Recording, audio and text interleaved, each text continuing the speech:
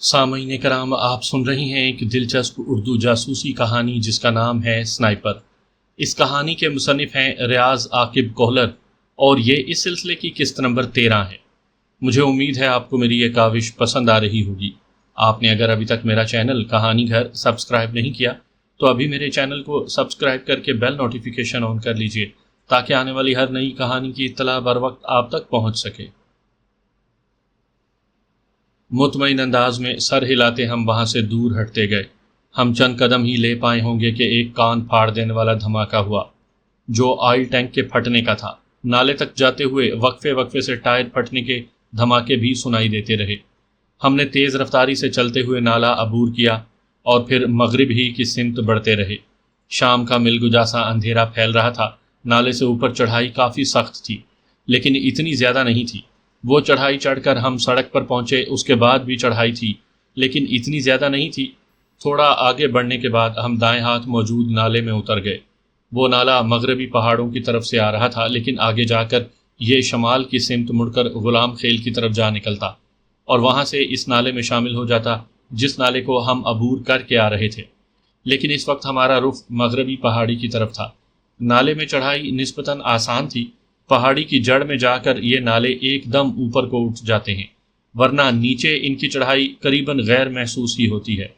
ہم اس وقت تک اسی نالے میں چلتے رہے جب تک کہ چڑھائی دشوار گزار نہ ہو گئی۔ اس کے بعد ہم دائیں طرف کی ہلکی ڈھلان سر کرنے لگے اور پھر پہاڑی کے متوازی ہو کر شمال کی جانب بڑھتے گئے۔ سیدھے راستے کے بجائے یہ دشوار گزار راستہ ہم نے اس لیے اختیار کیا تھا تاکہ غلام خیل سے کوئی آدمی خائستہ گل وغیرہ کا پتہ کرنے آئے تو اسے راستے میں ہم نہ ملیں۔ گو گاڑی کے آئل ٹینکر اور ٹائروں کے پھٹنے کی آواز بآسانی غلام خیل میں سنی گئی ہوگی، لیکن اس طرح کے دھماکے چونکہ یہاں کا روز مرہ ہیں اس لیے کوئی زیادہ توجہ نہیں دیتا۔ مختلف قبائل کی لڑائیاں، پاک آرمی اور دہشت گردوں کے ٹاکرے، دہشت گردوں کی آپس میں فائرنگ، مجاہدین کا کفار سے دو دو ہاتھ کرنا اور ذاتی دشمنی کے باعث ایک دوسرے پر ہتھیاروں کا استعمال آئے روز کا معمول ہے۔ اس کے باوجود کوئی بعید نہیں تھا کہ ان دھماکوں کو سن کر قبیل خان کے آدمی اپنے بندوں کا پتہ کرنے کے لیے اس طرف کا رخ کرتے۔ سردار بریٹا پستول کو پا کر کافی خوش تھا۔ ان تینوں کی کلاشن کوفیں بھی ہم ساتھ ہی اٹھا لائے تھے۔ کمانڈر سعید پہلے والی کلاشن کوفوں کو پا کر کافی خوش ہوا تھا۔ میں چاہتا تھا کم از کم ہم وہاں صبح شام جو کھانا کھا رہے تھے اس کا معاوضہ ہی دہشت گردوں کے ہتھیاروں کے ساتھ ادا ہو جاتا۔ ہم گپ شپ کرتے عشاء کی نماز کے بعد ہی کمانڈر عبدالرشید کے گھر پہنچ پائے تھے۔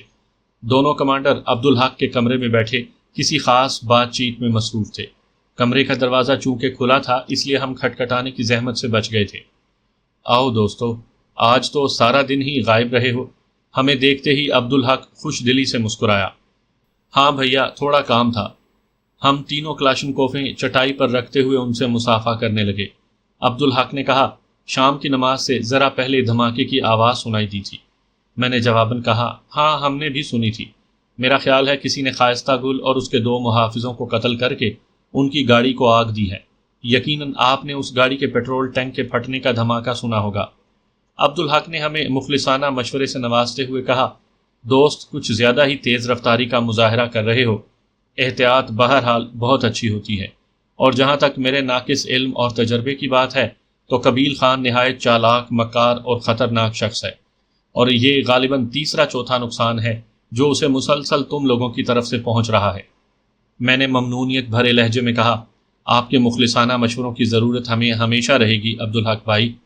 باقی فی الحال تو ہم نے اپنے پیچھے کوئی سراغ نہیں چھوڑا۔ ہمارے پاس ان کی یہ کلاشن کوفیں ہیں جو ہم آپ کی خدمت میں پیش کر رہے ہیں۔ یقیناً آپ کو ان کلاشن کوفوں کی حیت تبدیل کرنے میں کوئی دقت نہیں ہوگی۔ شکریہ جوان۔ خاموش بیٹھا کمانڈر عبدالرشید خوش دلی سے بولا، اس میں کوئی شک نہیں کہ یہ ہتھیار ہمارے لیے ایک بہترین تحفہ ہیں۔ یہ کہہ کر وہ تینوں کلاشن کوفوں کا جائزہ لینے لگا۔ سردار، اپنا 30 بور پستول عبدالحق بھائی کو دے دو۔ سردار نے سر ہلاتے ہوئے 30 بور پستول اور اس کی فالتو گولیاں کمانڈر عبدالحق کی طرف بڑھاتے ہوئے کہا، عبدالحق بھائی، یہ ہم نے وانا سے خریدا تھا۔ جزاک اللہ۔ عبدالحق نے شکر گزاری کے کلمات کے ساتھ پستول تھام لیا۔ میں نے کہا، عبدالحق بھائی، ایک چھوٹی سی درخواست تھی۔ حکم کرو بھائی، اگر ہمارے بس میں ہوا تو انکار نہیں کریں گے۔ شاید 1-2 دنوں تک ہم انگور اڈے کا رخ کریں کیا وہاں بھی ہمیں مجاہدین کے لیے بنی ہوئی دال روٹی کھانے کو مل سکے گی؟ عبدالحق تفصیل بتاتا ہوا بولا، انگور اڈے میں ہمارا بہت بڑا تربیتی سینٹر موجود ہے، لیکن میں آپ کو وہاں جانے کے بجائے نصر اللہ خان خوجل خیل کے گھر جانے کا مشورہ دوں گا۔ وہ میرا دوست بلکہ استاد ہے، وہ خود بھی تربیتی سینٹر جاتا رہتا ہے۔ بہتر یہی ہوگا کہ آپ یہ دال روٹی اس کی بیٹھک میں رہ کر کھائیں۔ باقی انگور اڈے سے پہلے خمرنگ اور رغزئی نام کی 2 آبادیاں آتی ہیں۔ خمرنگ میں مولوی عبداللہ اصغر اور رغزئی میں قاری غلام محمد کے گھر آپ کو خوش آمدید کہا جائے گا۔ بس وہاں یہ کہہ دینا کافی ہوگا کہ آپ کمانڈر عبدالرشید اور عبدالحق کے مہمان ہیں، باقی تصدیق وغیرہ وہ خود کرتے رہیں گے۔ میں شکر گزاری کے گہرے احساس کے زیر اثر بولا، یقیناً آپ کا یہ احسان ہم کبھی نہیں اتار سکتے۔ یہ کوئی احسان نہیں ہے میرے دوست، پاکستان صرف تمہارا نہیں ہمارا بھی ملک ہے، بلکہ سچ کہوں تو اسلام کا قلعہ ہے، اور یہ سب ہم اپنے ملک کی خاطر کر رہے ہیں، اور کہتے ہیں نا کہ نیت صاف ہو تو منزل آسان رہتی ہے۔ اب یہی دیکھ لو کہ بظاہر تو ہم احسان کر رہے ہیں، مگر ہم سے کئی گنا زیادہ آپ لوگ ہمارے کام آ رہے ہیں۔ 9 عدد کلاشنکوفوں کی کافی زیادہ قیمت بنتی ہے، اور ایک کلاشنکوف بیچ کر ہی آپ لوگ 5-6 ماہ تک ایسی دال روٹی سے مستفید ہو سکتے ہو۔ صرف دال روٹی نہیں ہے عبدالحق بھائی، 4 دیواری کا تحفظ بھی بہت معنی رکھتا ہے۔ اچھا کھانا کھا لیا ہے کہ نہیں؟ اس نے خوبصورتی سے موضوع تبدیل کیا۔ یہ جو میں صبح سے دال کی تعریف پر تعریف کیے جا رہا ہوں، اس سے بھی آپ کو اندازہ نہیں ہوا؟ بھائی جان، بھوکا آدمی ہی دال کی تو تعریف کر سکتا ہے نا اتنی۔ میری بات پر وہ دونوں کہا لگا کر ہنس پڑے تھے۔ سردار کے ہونٹ بھی مسکرانے کے سے انداز میں کھل گئے۔ عبدالحق نے فوراً ایک آدمی کو لا کر ہمارے لیے کھانا لانے کا حکم دیا۔ سردار نے پوچھا، ویسے آپ نے ہمیں تربیتی سینٹر جانے سے کیوں منع کر دیا ہے؟ عبدالحق نے جواب دیا، کیونکہ وہاں مجاہدین ہر وقت تربیت میں شروع رہتے ہیں، اور آپ لوگوں کا تربیت میں حصہ نہ لینا کافی سوالات کو جنم دے گا۔ ہر کسی کے سامنے شاید آپ وضاحت نہ کر سکیں کہ آپ وہاں کیا کر رہے ہیں۔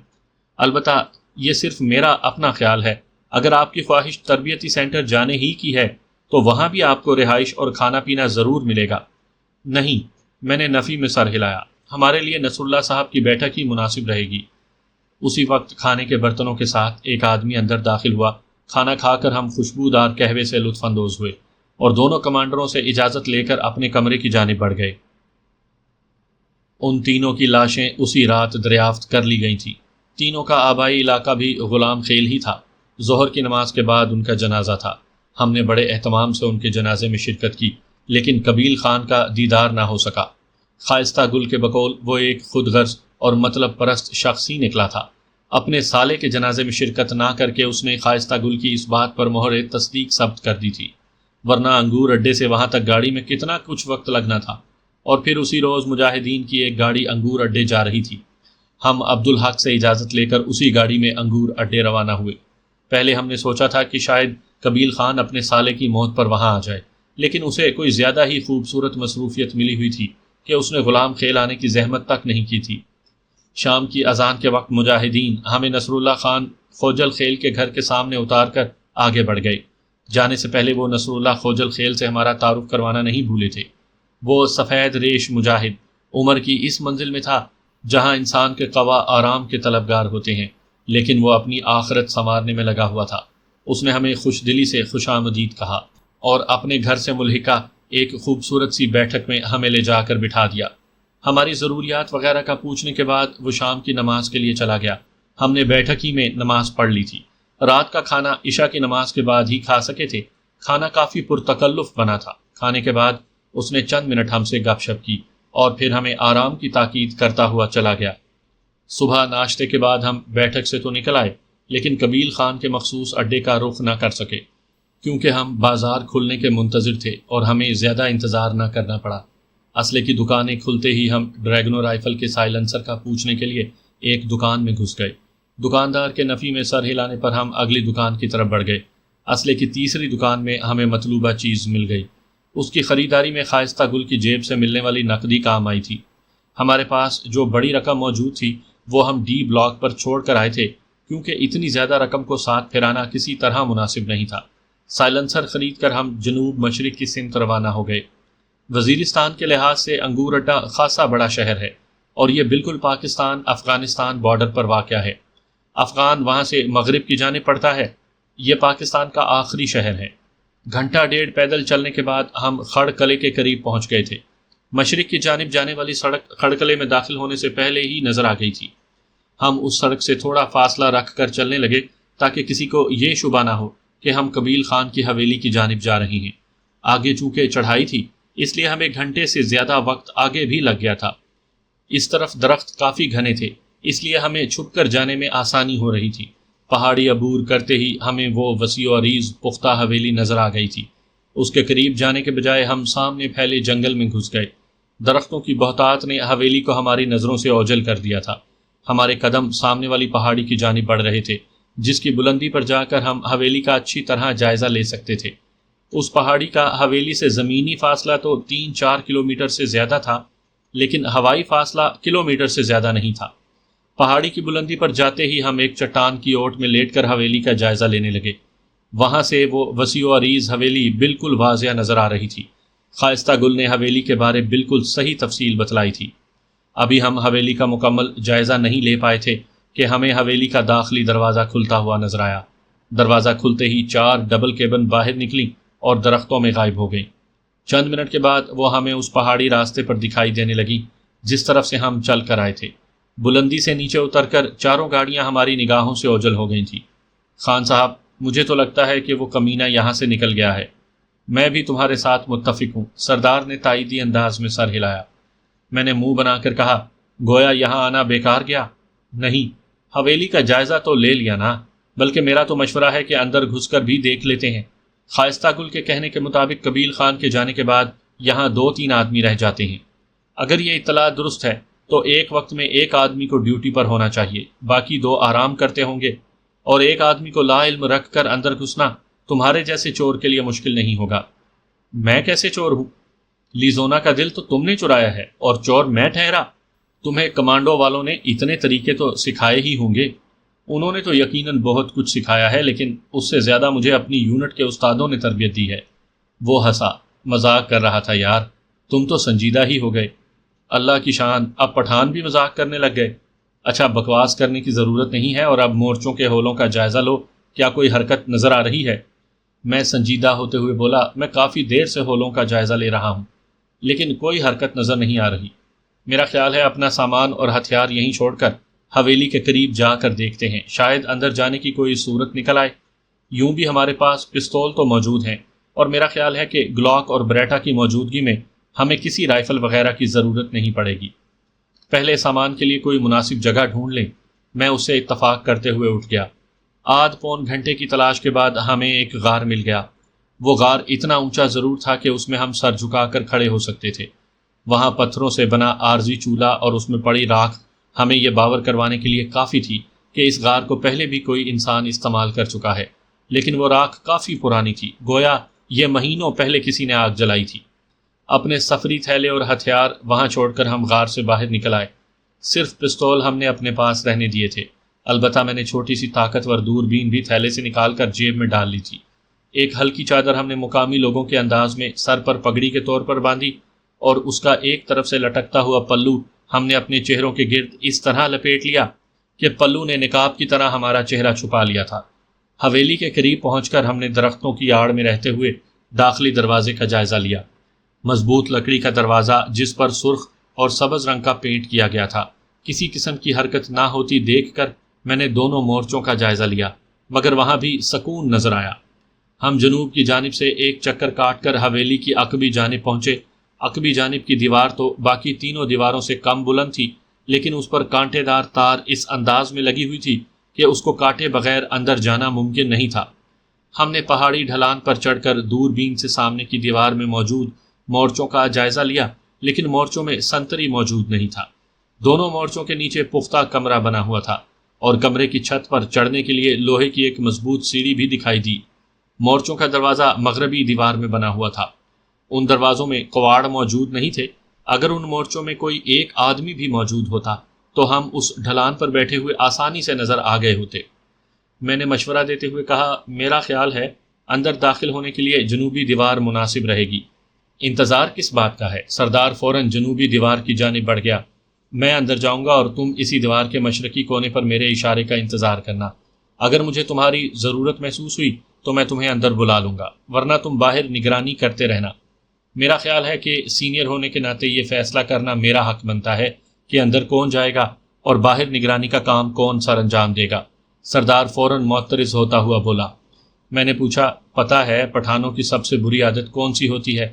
وہ منہ بناتے ہوئے بولا، تمہارے بقول تو پٹھانوں کی ساری عادات ہی بری ہوتی ہیں۔ ہاں، مگر میں اب سب سے بری عادت کا پوچھ رہا ہوں۔ میں تو یہ کہتا ہوں کہ اپنے ساتھی کو خطرے کا سامنا کرنے دینے کے بجائے اپنی ذات کو پیش کرنا اچھی عادت ہے۔ بالکل درست جواب، اسے کہتے ہیں پٹھانی مزاج۔ اب ذرا یہ بتاؤ، کیا تمہارا نشانہ مجھ سے بہتر ہے؟ نہیں، اس نے نفی میں سر ہلایا۔ کیا تمہارے پاس سائلنسر لگا پستول موجود ہے؟ نہیں، اس نے اس مرتبہ بھی اپنا سر دائیں سے بائیں ہلایا۔ کیا تم جسمانی لڑائی بھڑائی میں مجھ سے بہتر ہو؟ اس نے حسب توقع کہا، نہیں۔ کیا تمہیں معلوم ہے کہ اندر جا کر کرنا کیا ہے؟ وہ سوچتے ہوئے بولا کہ اس بارے میں تو ہم نے مشورہ ہی کوئی نہیں کیا۔ میں نے آخری سوال پوچھا، اب بتاؤ اندر کسے جانا چاہیے؟ تم ہی مرو۔ منہ بناتے ہوئے اس نے دیوار سے پیٹھ ٹیکی اور اپنے دونوں ہاتھوں کی انگلیاں ایک دوسرے میں پھنسا کر دونوں ہاتھ اپنے سامنے پکڑ لیے۔ میں نے ہنستے ہوئے اس کے دونوں ہاتھوں پر ایک پاؤں رکھا اور دوسرا پاؤں اس کے کندھے پر رکھ کر میں نے دیوار کا اوپری کنارہ پکڑا اور اچک کر دیوار پر چڑھ گیا۔ اس چوڑی دیوار پر الٹا لیٹ کر مجھے تمام حویلی کا اندرونی منظر نظر آ رہا تھا۔ داخلی گیٹ کے جوانب میں 2 چھوٹے کمرے بنے ہوئے تھے۔ کمروں کے ساتھ ہی سامنے کے رخ یعنی مشرقی دیوار کے ساتھ دونوں جانب گاڑیوں کی پارکنگ بنی ہوئی تھی۔ پختہ اینٹوں کے ستونوں پر لوہے کی چادروں کی چھت تھی۔ اس وقت بھی جنوبی طرف کی پارکنگ میں سفید رنگ کی ایک سنگل کیبن ٹیوٹا کھڑی تھی اور اس کے ساتھ ہی ایک بڑا ٹینکر کھڑا تھا جس میں یقیناً حویلی کی ضروریات کا پانی لایا جاتا ہوگا۔ سامنے کی دیوار کے دونوں کونوں میں بھی ایک کمرہ بنا ہوا تھا جس کی چھت پر دونوں مورچے بنے ہوئے تھے۔ شمالی دیوار میں مورچے والے کمرے کے ساتھ 2 غسل خانے اور 2 بیت الخلاء بنے نظر آ رہے تھے۔ یقیناً یہ ملازموں کے لیے بنائے گئے تھے، جبکہ جنوبی دیوار میں ایک باورچی خانہ بنا ہوا تھا۔ اس کے ساتھ حویلی کا وسیع صحن تھا جس میں کسی بھی قسم کے شغل میلے کے لیے کافی گنجائش موجود تھی۔ خاصہ گل کے بقول وہ جو ناچ گانے وغیرہ کی محفل سجاتے تھے اس کے لیے یہ صحن بہت مناسب تھا۔ اس کے بعد شمال مغربی دیوار میں ایک اینکسی جیسی بنی ہوئی چیز کوئی نظر آ رہی تھی۔ اس حویلی کے اندر ہوتے ہوئے بھی وہ باقی حویلی سے علیحدہ تھی۔ اس کی 2-3 فٹ اونچی 4 دیواری بھی بنائی گئی تھی جو بانس کی لکڑی کو چیر کر اس کے ٹکڑوں سے بنائی گئی تھی۔ معلوم یہی ہوتا تھا کہ وہ خصوصی مہمانوں کے لیے تھی، یا یہ بھی ممکن تھا کہ وہ صرف سردار قبیل خان کے استعمال کے لیے ہو۔ اس اینکسی اور جنوب مغرب طرف بنی ہوئی حویلی کی اصل عمارت کو ایک برآمدہ آپس میں ملحق کرتا تھا۔ میں 2-3 منٹ دیوار پر لیٹ کر حویلی کا جائزہ لیتا رہا۔ ملازموں کے شمالی کمرے کا دروازہ مجھے کھلا ہوا نظر آ رہا تھا۔ باورچی خانے سے اٹھتا ہوا دھواں اس بات کا مظہر تھا کہ کوئی کھانا وغیرہ بنا رہا ہے۔ داخلی دروازے کے پاس ایک کرسی رکھی ہوئی تھی اور اس کے ساتھ ہی دیوار کے سہارے ایک کلاشنکوف کھڑی تھی۔ میں جس دیوار پر لیٹا تھا اس کے 2 فٹ نیچے کمرے کی چھت بنی ہوئی تھی۔ میں آہستہ سے کمرے کی چھت پر اتر گیا۔ گو اس کمرے میں کسی کی موجودگی بعید از قیاس تھی۔ اس کے باوجود احتیاط کا دامن ہاتھ سے چھوڑنا مجھے گوارا نہیں تھا۔ دیوار کے ساتھ لگ کر چلتا ہوا میں اس جگہ پہنچا جہاں سے نیچے اتر کر ملازموں کے لیے بنے ہوئے باورچی خانے کا فاصلہ مجھ سے 15-20 گز سے زیادہ نہیں ہوتا۔ نیچے اترتے وقت میں چھت کی منڈیر پکڑ کر نیچے لٹکا اور پنجوں کے بل کود گیا۔ نیچے کودتے ہی میں اسی کونے میں دبک گیا اور اس کے ساتھ کمر سے بندھے ہولسٹر میں رکھا گلاک 19 میرے ہاتھ میں آ گیا۔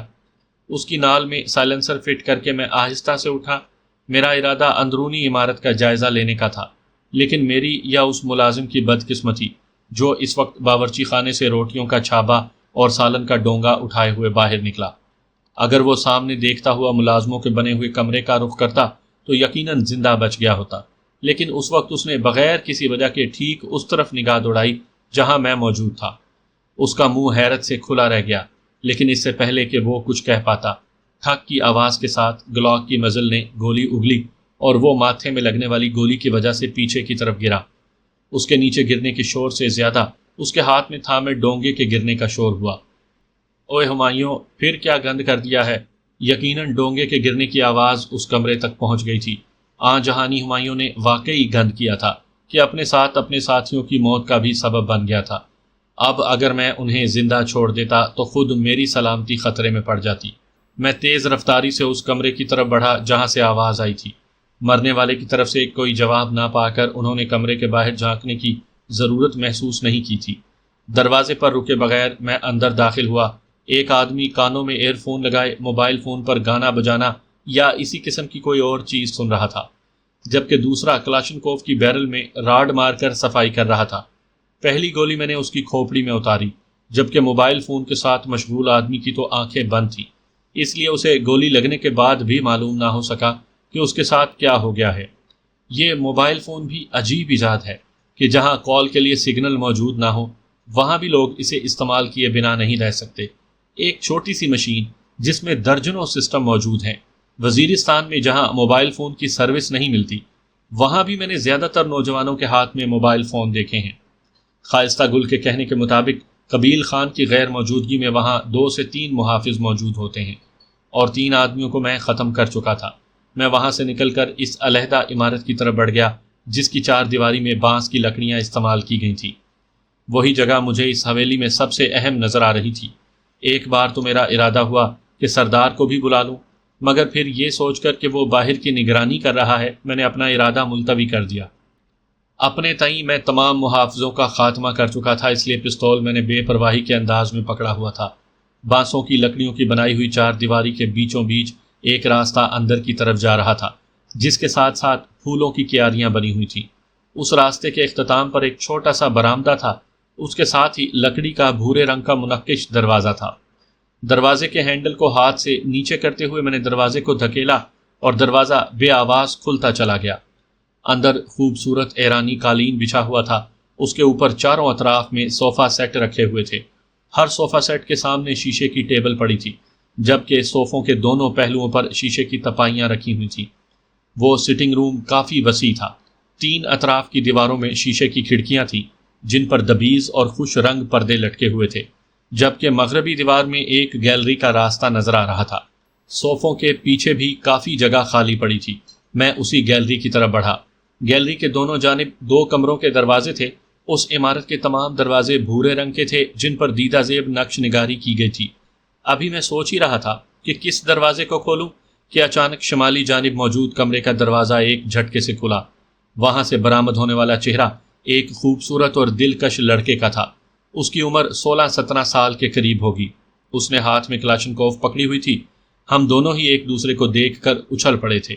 میں نے ایک دم اپنا پستول والا ہاتھ سیدھا کرنا چاہا، لیکن اس سے پہلے ہی اس نے ہاتھ میں پکڑی کلاشنکوف کی بیرل ڈنڈے کی طرح میرے ہاتھ پر دے ماری۔ پستول میرے ہاتھ سے چھوٹ کر دبیز قالین پر جا گرا۔ میں نے پستول سنبھالنے کے بجائے فوراً اس کے کلاشنکوف والے ہاتھ پر زوردار ٹھوکر رسید کی۔ کلاشنکوف بھی پستول کے پاس پہنچ گئی تھی۔ اس نے ایک دم جھک کر میرے پیٹ میں ٹکر ماری۔ میں کولوں کے بل نیچے گرا اور مجھے اپنا سانس رکتا ہوا محسوس ہوا، لیکن اس وقت ہلکی سی سستی بھی مجھے موت سے ہمکنار کر سکتی تھی۔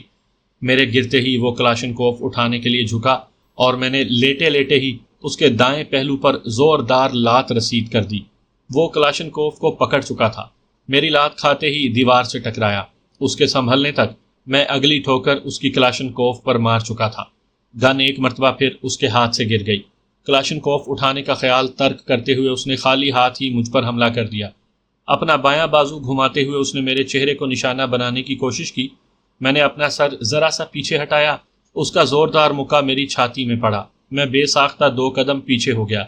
ایک مکہ مار کر وہ رکا نہیں تھا، بلکہ مسلسل میرے چہرے کو نشانہ بنانے کے لیے اپنے ہاتھ چلا رہا تھا۔ اس کے مشینی انداز میں چلتے ہوئے ہاتھ مجھے یہ باور کروانے کے لیے کافی تھے کہ وہ لڑائی کی اچھی خاصی شدھ بدھ رکھتا ہے۔ 1-2 قدم پیچھے لیتے ہوئے میں گیلری سے نکل کر ڈرائنگ روم میں آ گیا۔ وہ بھی مکے مارتا ہوا میرے ساتھ ہی چلا آیا تھا۔ ڈرائنگ روم میں آتے ہی میں نے جھکائی دے کر اس کا مکہ خطا کیا اور اس کے ساتھ میری زوردار لات اس کی پیٹ میں لگی۔ وہ کولوں کے بل نیچے گرا۔ اس کے خوبصورت اور دلکش چہرے پر اذیت بھرے تاثرات نمودار ہوئے جن پر قابو پانے میں اسے دیر نہیں لگی۔ نیچے گرتے ہی وہ فوراً اٹھا۔ اسی وقت میں نے دائروی مکہ گھما کر اس کی ٹھوڑی پر دے مارا۔ اگر وہ اسی جگہ پر لگ جاتا تو یقیناً اسے بے ہوش ہونے سے کوئی نہیں بچا سکتا تھا، لیکن 1 قدم پیچھے لیتے ہوئے اس نے میرے حملے کو ناکام بنایا اور اس کے ساتھ ہی ایک زوردار لات میرے پیٹ میں رسید کر دی، ٹھیک اسی جگہ جہاں اس نے سر کی ٹکر رسید کی تھی۔ میرے نیچے گرتے ہی اس نے چھلانگ لگا کر اپنی بائیں کوہنی سے میری چھاتی کو نشانہ بنانے کی کوشش کی۔ اگر اس کی یہ کوشش کامیاب ہو جاتی تو آج شاید میں یہ کہانی سنانے کے لیے زندہ نہ بچا ہوتا۔ صورت سے کروٹ بدلتے ہوئے میں نے اس کی کوہنی کے ضرب سے خود کو بچایا۔ اس کی کوہنی دبیز قالین پر لگی تھی۔ جس شدت سے اس نے مجھے کوہنی کا نشانہ بنانے کی کوشش کی تھی، اگر نیچے قالین نہ ہوتا تو اس کی کوہنی کی ہڈی ٹوٹ گئی ہوتی، لیکن قالین کی وجہ سے اسے زیادہ ضرب نہیں آئی تھی۔ اس کے سنبھلنے سے پہلے میں نے دوبارہ کروٹ بدلتے ہوئے اسے چھاپنے کی کوشش کی، مگر اس نے فوراً سیدھا ہوتے ہوئے اپنی دونوں ٹانگیں اکٹھی کر کے میرے پیٹ میں ٹیکی اور مجھے دیوار کی طرف اچھال دیا۔ میری پیٹھ زوردار انداز میں دیوار سے ٹکرائی، لیکن اپنا سر میں دیوار سے ٹکرانے سے بچا گیا تھا۔ میرے سنبھلنے تک وہ اچھل کر کھڑا ہوا۔ ہم ایک مرتبہ پھر آمنے سامنے تھے۔ اس کی کالی سیاہ آنکھوں میں غیظ و غضب ہلکورے لے رہا تھا۔ اس میں کوئی شک نہیں کہ اتنا خوبصورت لڑکا اس سے پہلے میری نظر سے نہیں گزرا تھا۔ یقیناً وہ قبیل خان کا کوئی خاص پرزہ تھا۔ اس علاقے میں ایک بڑی بیماری خوبصورت اور بے ریش لڑکوں کا شوق رکھنا بھی ہے۔ شاید قبیل خان کو بھی کوئی ایسا ہی مرض لاحق تھا۔ اس نے زیادہ دیر انتظار نہیں کیا اور ایک بار پھر مجھ پر حملہ آور ہوا، لیکن اب میں سنبھل چکا تھا۔ اس سے پہلے میں نے اسے سنجیدگی سے نہیں لیا تھا۔ اس کے صورت سے چلائے گئے مکوں سے خود کو بچاتے ہوئے میں نے اس کا ہاتھ پکڑنے کی کوشش کی، لیکن تیزی میں اس کے بازو کے بجائے اس کی قمیض کا گریبان میرے ہاتھ میں آ گیا۔ گریبان پر اپنی گرفت مضبوط کرتے ہوئے میں نے اسے زور سے گھما کر دیوار پر مارنے کے لیے اپنی جانب کھینچا۔ اسے بھی میرے داؤ کے بارے میں معلوم ہو گیا تھا۔ اپنے پاؤں زمین پر جماتے ہوئے اس نے اپنا گریبان میرے ہاتھوں سے چھڑانے کی تگ و دو کی، اور اس کے ساتھ ہی چر کی آواز کے ساتھ اس کی قمیض سامنے سے پھٹتی چلی گئی۔ گریبان پر میری گرفت ڈھیلی ہوتے ہی وہ لڑکھڑا گیا تھا، اور اس کے سنبھلنے سے پہلے ایک قدم آگے لیتے ہوئے میں نے اس کی ٹھوڑی پر دائروی مکہ جڑ دیا۔ وہ لہرا کر منہ کے بل قالین پر گر گیا۔ میں گہرے سانس لے کر اپنے غصے اور پھولتی سانسوں کو قابو کرنے لگا۔ اس وقت مجھے سختی سے یہ خیال آ رہا تھا کہ میں نے صرف ہتھیار پر انحصار کرنا شروع کر دیا تھا، حالانکہ میں جسمانی لڑائی کی باقاعدہ تربیت لے چکا تھا، بلکہ یہ تربیت تو ہر سنائپر کو دی جاتی ہے۔ یہ اور بات کہ نشانے بازی کی طرح جسمانی داؤ پیچ میں بھی کوئی زیادہ اچھا ہوتا ہے اور کوئی بس گزارا کرتا ہے۔ میں الحمدللہ اپنے تمام ساتھیوں پر اس لحاظ سے بھی فائق تھا۔ میں نے ارادہ کر لیا کہ فارغ اوقات میں سردار کے ساتھ اس کی مشق کیا کروں گا۔ سانس بحال ہوتے ہی میں اس کی طرف متوجہ ہوا۔ وہ مجھے قبیل خان کے بارے کافی قیمتی معلومات پہنچا سکتا تھا۔ یہ بھی ممکن تھا کہ اس کی وجہ سے میں قبیل خان کو بلیک میل کر سکتا۔ کمروں کی تلاشی لینے سے پہلے میں نے ضروری سمجھا کہ اسے باندھ دوں، اور اس کے باندھنے کے لیے اس کی پھٹی ہوئی قمیض سے بہتر کوئی چیز نہیں تھی۔ اس کے پاس اکڑو بیٹھتے ہوئے میں نے اسے کاندھے سے پکڑ کر سیدھا کیا، اور اس کے ساتھ ہی مجھے لگا کہ کسی نے میرے سر پر بم پھوڑ ڈالا ہو۔ اس کے اریاں بالائی جسم پر نظر پڑتے ہی میرا سانس رکنے لگا تھا۔ وہ لڑکا نہیں بلکہ ایک نوجوان لڑکی تھی۔ لڑکوں والے کپڑے، لڑکوں ہی کی طرح چھوٹے بال، حالانکہ اس علاقے میں تو مرد بھی عورتوں کی طرح لمبے بال رکھنے کے عادی ہوتے ہیں۔ سب سے بڑھ کر اس کی ناک اور کان میں زیور وغیرہ ڈالنے کے لیے کوئی چھید موجود نہیں تھا۔ میں زیادہ دیر اس نظارے کی تاب نہ لا سکا اور فوراً اسے اوندھے منہ لٹا دیا۔ اس کے ہاتھ ہی اس کی قمیض کو 3-4 ٹکڑوں میں تبدیل کر کے ان لمبی پٹیوں سے اس کے ہاتھ اور پاؤں باندھ دیے۔ اس طرف سے فارغ ہو کر میں نے گردن کی ایک مخصوص رگ کو دبا کر اس کی عارضی بے ہوشی کی طوالت کو بڑھا دیا تھا۔ اب تو مجھے 100% یقین ہو گیا تھا کہ وہ قبیل خان کی رکھیل تھی اور اسی کے حکم پر مردانہ حلیہ بنایا ہوا تھا۔ یہ بھی ہو سکتا تھا کہ مردانہ حلیہ میں گھومنا اس کا اپنا شوق ہو۔ اسی وجہ سے اس نے لڑائی بھڑائی میں بھی اچھی خاصی مہارت حاصل کر لی تھی۔ ایک گمان مجھے یہ بھی ہوا کہ وہ اس کی دوسری بیوی نہ ہو، لیکن پھر میں نے سختی سے اس گمان کو رد کر دیا، کیونکہ ایک تو وہ بہت کم سن تھی، دوسرا بیویوں کو گھر میں رکھا جاتا ہے، عیش و آرام کے اڈے پر نہیں، تیسرا اس کے نقوش خائستہ گل سے بالکل نہیں ملتے تھے، جس کے بارے سنا تھا کہ وہ قبیل خان کی دوسری بیوی کا بھائی ہے، اور سب سے بڑھ کر اپنے بھائی کی موت پر اس کے یہاں رہنے کی کوئی تک نظر نہیں آتی تھی۔ اسے تو غلام خیل میں ہونا چاہیے تھا۔ بہرحال اس بارے سوچنے کا بہت وقت ملنا تھا۔ فی الحال میں نے وہاں کی تلاشی لینا تھی۔ اس گیلری کے دائیں بائیں صرف 2 کمرے تھے۔ میں اسی کمرے میں گھس گیا جہاں سے وہ باہر نکلی تھی۔ وہ ایک پرتعیش خوابگاہ تھی۔ کمرے کے وسط میں لکڑی کا ڈبل بیڈ پڑا تھا جو بھوری پالش سے چمک رہا تھا۔ اس پر طے کیا ہوا گہرے نیلے رنگ کا خوبصورت کورین کمبل رکھا تھا۔ گہرے نیلے رنگ ہی کی بیڈ شیٹ اور تکیوں کے غلاف تھے۔ کھڑکیوں کے پردے بھی اسی رنگ کے تھے، البتہ کمروں کی 4 دیواریوں میں ہر دیوار مختلف رنگ کے ڈسٹمپر میں رنگی ہوئی تھی۔ میں جلدی جلدی کمرے کی تلاشی لینے لگا، لیکن وہاں کوئی کام کی چیز مجھے نہ مل سکی۔ بس عیاشی کا مختلف سامان بھرا تھا۔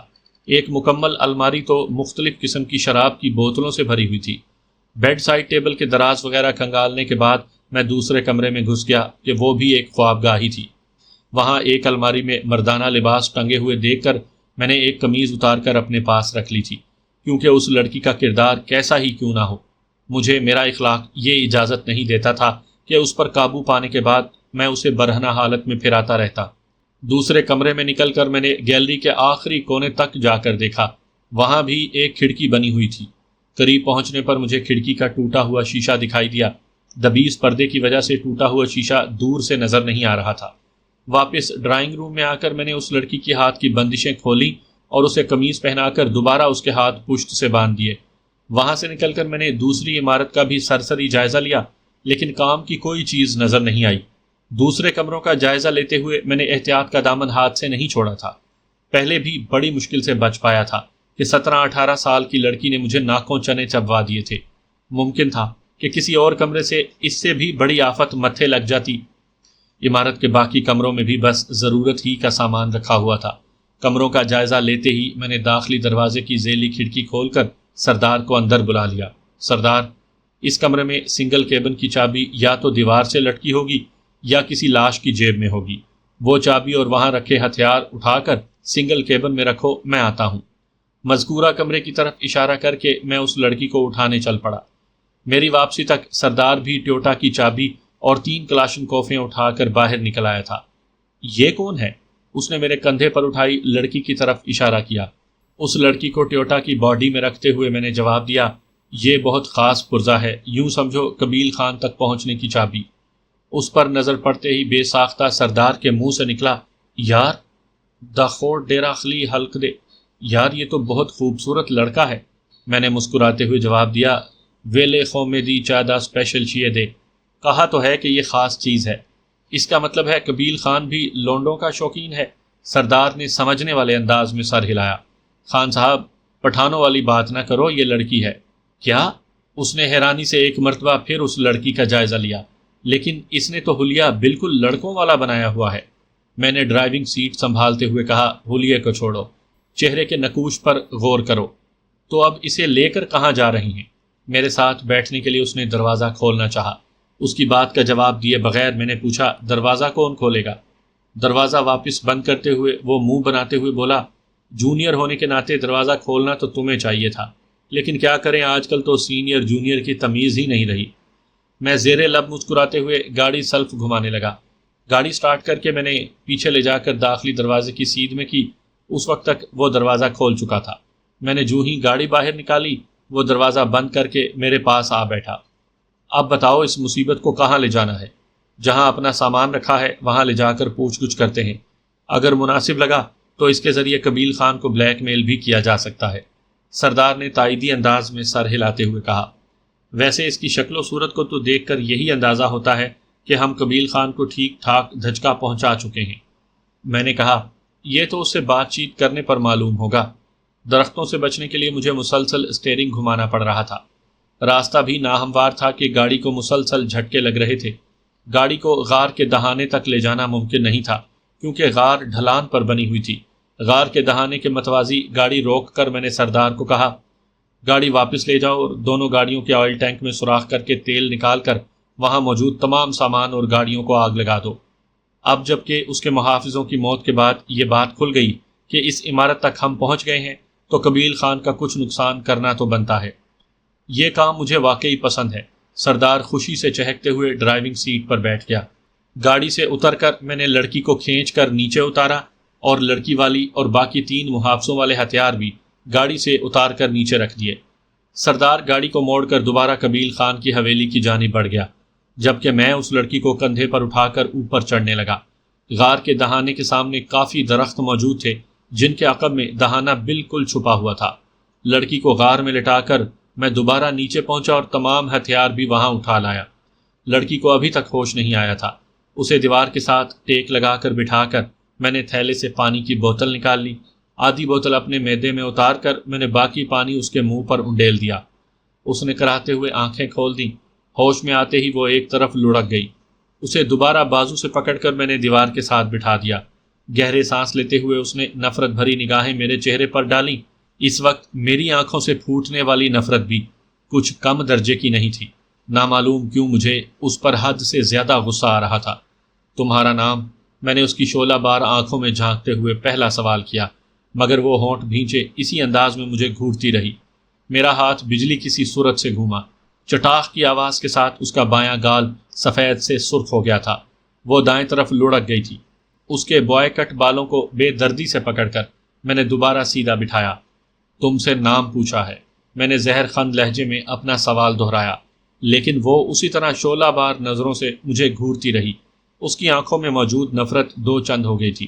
اس کے چہرے پر مجھے ذرہ برابر بھی خوف کے آثار نظر نہیں آئے۔ اسے خاموش پا کر میرا دایاں ہاتھ دوبارہ گھوما، اور پھر میں نے اسی پر اکتفا نہیں کیا تھا۔ 3-4 تھپڑ میں نے ایک تسلسل سے اس کے گالوں پر جڑ دیے تھے، لیکن اس مرتبہ اس نے خود کو لڑکنے سے بچائے رکھا۔ میرے تھپڑوں کا تسلسل رکتے ہی اس نے منہ میں جمع ہوا خون ایک جانب تھوکا اور آنکھیں بند کر کے بیٹھ گئی۔ مجھے اس کی دلیری پر حیرانی ہو رہی تھی۔ ایسی فاحشہ عورتیں تو حد درجے کی بزدل اور ڈرپوک ہوتی ہیں، ذرا سی دھمکی پر تھر تھر کانپنے لگ جاتی ہیں، مگر اسے میرے اتنی شدت سے مارے گئے تھپڑوں کا بھی کوئی اثر نہیں ہوا تھا۔ میں نے اس کے بالوں سے پکڑ کر زوردار جھٹکا دیتے ہوئے کہا، شاید تمہیں عزت راس نہیں ہے، تمہاری بہتری اسی میں ہے کہ میرے ہر سوال کا بے چوں اور چراں جواب دے دو۔ اس نے آنکھیں کھول کر حقارت بھری نظر مجھ پر ڈالی اور غار کے کھلے دہانے کی جانب دیکھنے لگی۔ مجھ پر جیسے دورہ سا پڑ گیا تھا۔ میں نے اس پر تھپڑوں کی بارش کر دی۔ چٹاخ چٹاخ کی آواز سے غار کی اندرونی فضا گونج اٹھی تھی۔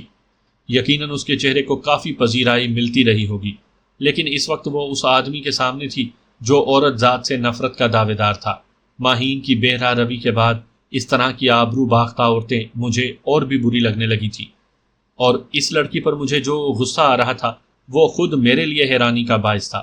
شاید ایسی معصوم اور پاکیزہ شکل و صورت والی کی بے راہ روی مجھے طیش میں ڈالے ہوئے تھی۔ مسلسل تھپڑ کھا کر وہ خود کو سنبھال نہ سکی اور ایک جانب لڑک گئی۔ اس کے بالوں سے پکڑ کر میں گھسیٹ کر اس کو غار کی دوسری دیوار کی طرف پھینکا اور اس کے جسم کو ٹھوکروں پر رکھ لیا۔ ہاتھ پاؤں بندھے ہونے کی وجہ سے وہ مجھ سے دور لڑک کر بھی نہیں جا سکتی تھی۔ نام پوچھا ہے میں نے، نام پوچھا ہے فاحشہ۔ چند ٹھوکریں کھانے کے بعد ہی اس کی آنکھیں بند ہو گئی تھیں۔ پانی کی دوسری بوتل نکال کر میں نے پانی کے 2-3 چھینٹے اس کے چہرے پر مارے اور اس نے کراہتے ہوئے دوبارہ آنکھیں کھول دیں۔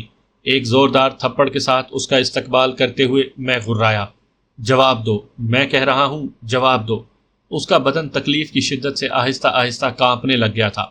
اسے خاموش پا کر میں نے دوبارہ اس کے بالوں سے پکڑ کر ایک جھٹکے سے مخالف دیوار پر دے مارا۔ اذیت بھری آہ منہ سے نکالتے ہوئے وہ اوندھے منہ لیٹ گئی تھی۔ اس کی پیٹھ پر 2-3 لاتیں رسید کر کے میں نے اس کے بالوں سے پکڑ کر دوبارہ غار کی دیوار کے ساتھ ٹیک لگا کر بٹھا دیا۔ میرا خیال ہے تمہیں اذیت ناک موت کو گلے لگانے کا شوق ہے۔ اگر اتنے ہی مرد ہو تو ایک بار مجھے آزاد کر کے دیکھو۔ اس کی آواز میں نفرت، حقارت، غصہ، غیظ و غضب اور جانے کیا کیا شامل تھا۔ تو میں نے تمہیں سوتے ہوئے تو گرفتار نہیں کیا، ہاتھا پائی کرتے ہوئے تم بے ہوش ہوئی تھی۔ یہ کہتے ہی میرا بایاں مکہ پوری قوت سے اس کے دائیں جبڑے پر لگا۔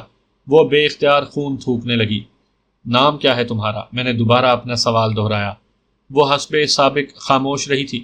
میں اس کے پاس سے اٹھا اور غار کے دہانے کے پاس پڑی کلاشنکوف کے قریب پہنچا۔ اس کی میگزین اتار کر میں نے 3 گولیاں نکالی اور واپس اس کے قریب پہنچ کر میں نے تینوں گولیاں اس کی پشت پر بندھے دائیں ہاتھ کی گولیوں کے درمیان میں رکھ کر اس کی انگلیوں کی پوروں کو آپس میں ملا دیا۔ اپنے ہونٹ سختی سے آپس میں بھینچتے ہوئے اس نے درد کو سہنے کی کوشش کی، لیکن کب تک؟ بے اختیار اس کے منہ سے سسکیاں نکلنے لگیں۔ نام پوچھا ہے۔ مجھے اس کی سخت جانی دیکھ کر جیسے مزید تپ چڑھ رہی تھی۔ پلو خان، اس کے منہ سے گویا بے اختیاری میں پھسلا تھا۔ بالکل تیرے کردار ہی کی طرح گھٹیا ہے تمہارا نام بھی۔ کلاشنکوف کی گولیاں اس کی انگلیوں سے نکال کر میں نے نیچے پھینکی۔ علاقہ کون سا ہے تمہارا؟ غلام خیل، اس نے آنکھیں بند کرتے ہوئے جواب دیا۔ اب اپنے متعلق تمام تفصیل بتاؤ۔ میں نے اگلا سوال کیا، لیکن وہ ایک مرتبہ پھر خاموش ہو گئی تھی۔ سنا نہیں؟ میرے ہاتھ نے ایک مرتبہ پھر اس کے گال کا مزاج پوچھا۔ مگر وہ خاموش رہی۔ میں نے دوبارہ اسے بالوں سے پکڑ کر گھسیٹتے ہوئے غار کے فرش پر پٹکا اور منہ ناک کا خیال کیے بغیر اس پر ٹھوکروں کی بارش کر دی۔ میں کیا پوچھ رہا ہوں، غلیظ فاحشہ عورت! ہذیان بکتے ہوئے میں نے اسے زد و کوب کرنا جاری رکھا۔ عجیب ڈھیٹ لڑکی تھی، گھٹی گھٹی آواز میں کرا رہی تھی، لیکن میرے سوال کا جواب دینا اسے گوارا نہیں تھا۔ راجا، کیا ہو گیا ہے تمہیں؟ اسی وقت سردار غار میں داخل ہوا۔ اس نے ہاتھ میں کچھ سامان بھی اٹھایا ہوا تھا۔ مجھے غصے کی شدت سے کف اڑاتے دیکھ کر اس نے ہاتھ میں پکڑا سامان نیچے رکھا اور فوراً مجھے کھینچ کر اس سے دور لے گیا۔